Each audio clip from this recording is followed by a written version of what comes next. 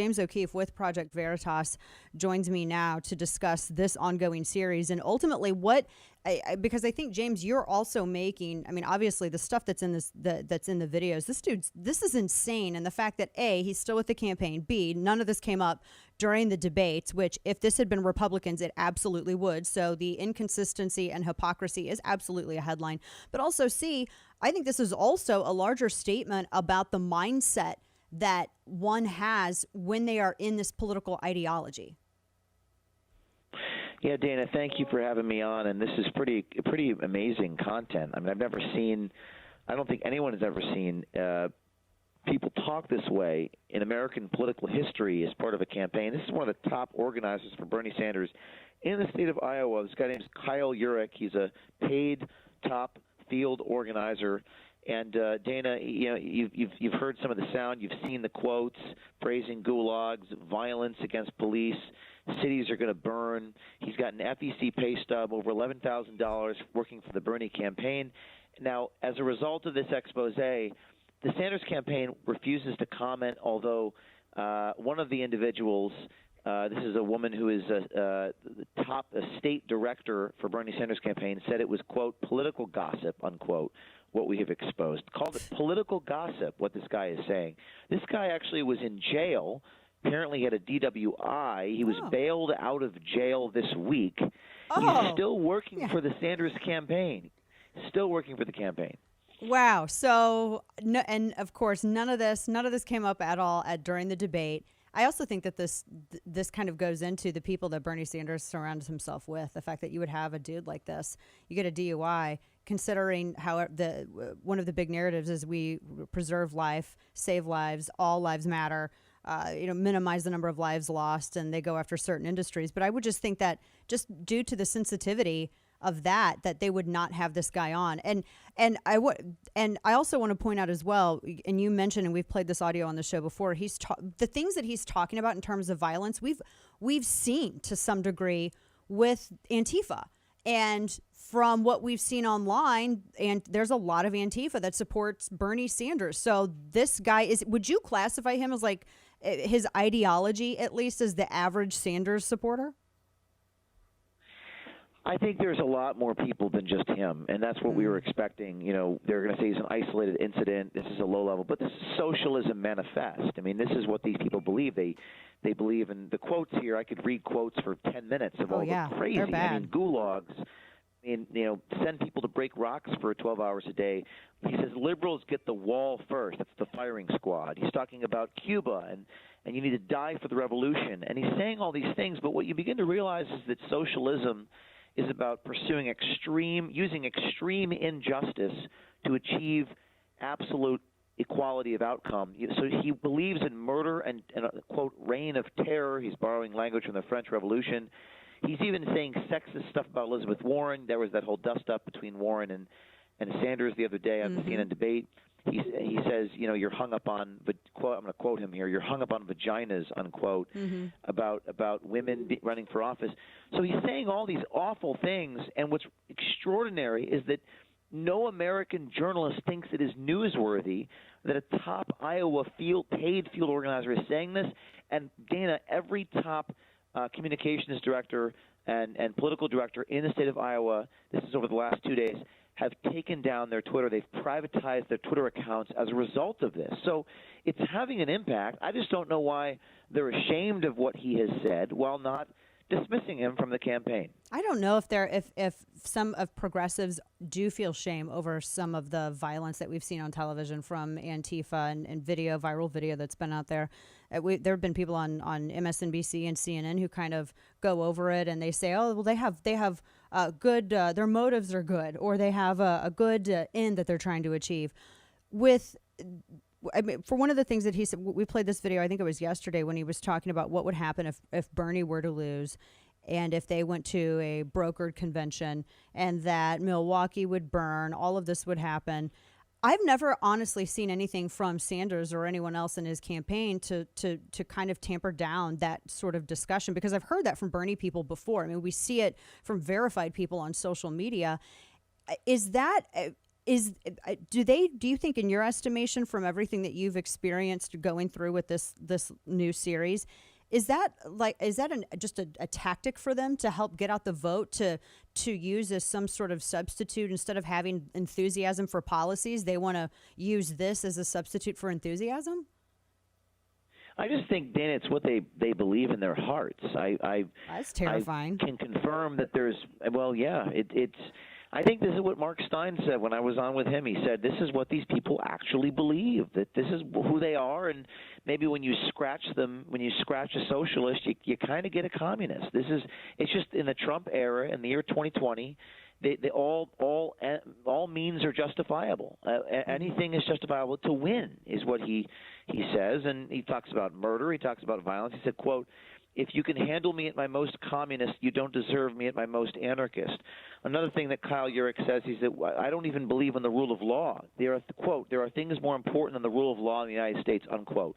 So they don't share any fundamental values of the American system of government. They just think that we need to get power to pursue absolute equality of outcome using any means necessary. And by the way, Kyle Urich says, there are many more people like me in the Bernie Sanders campaign. What is Project Veritas going to do about it? We are going to systematically, one by one, show you those people talking. And it's going to be a very lose-lose situation for Bernie Sanders, because if he doesn't respond, if the media says this is not newsworthy, the media loses credibility and Bernie Sanders looks bad. And if they do respond and they, for example, terminate Kyle, they would have to then terminate all the other people in the campaign like Kyle.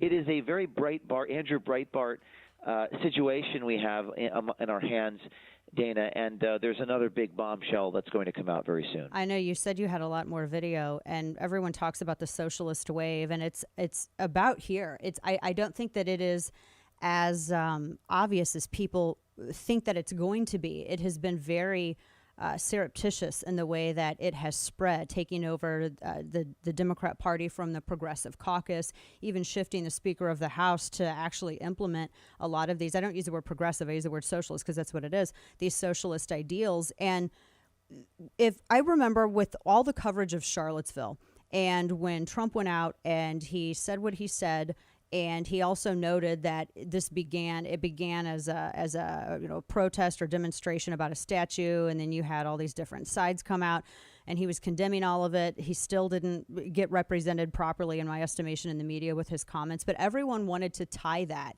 not just to the Trump campaign, but to the Republican Party and to every single person who even voted for Trump, even Democrats who left the party to go and vote for a Republican in that general election. You don't see that same thing happening with this, and for those who may not be aware, Iowa, that's considered a pretty significant state or organization for a candidate. It's one of the first. It's the first one in the slate of primaries and caucuses, and they want to have a good narrative, and so it's very important for them to have some strong people out there. And so that this guy's in Iowa is really startling to me. But that the media, here you have a guy who's being paid by Bernie Sanders who's saying this kind of stuff after he's already had this problem with the murderer, or the attempted murderer, who tried to shoot up a ball field. No one's bringing this up as representative of Sanders or a problem with the socialist mentality in the way that they tried to blame Charlottesville on every single person who voted for Trump. Is the media ever going to talk about this? And what does that say, that inability or refusal to do so? What does it say about the character and trustworthiness to you of the media?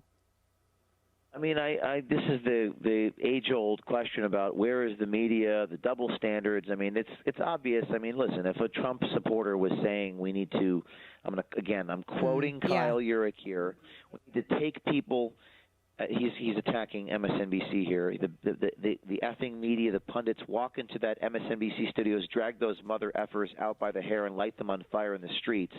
Gulag. They get the gulag first. If a Trump supporter had said we need to set up, quote, re-education camps, concentration camps for people that we disagree with. And by the way, I'm talking about a field organizer. I'm not talking about Corey Lewandowski or the current guy. This would be, they would never stop talking about it. This would be on the air every day, all day, morning, evening, for weeks. So I'm beyond the double standards. I get it. That's what I signed up for when I exposed the sacred cows. Dana, I think the larger, more existential point here is that if the media is not going to actually report news, then we, the people, are going to report the news, and we will become the media. Yeah. Because CNN has very few viewers, a couple 100,000. This video got 10 million views in the last 2 days. So we're just going to do the job.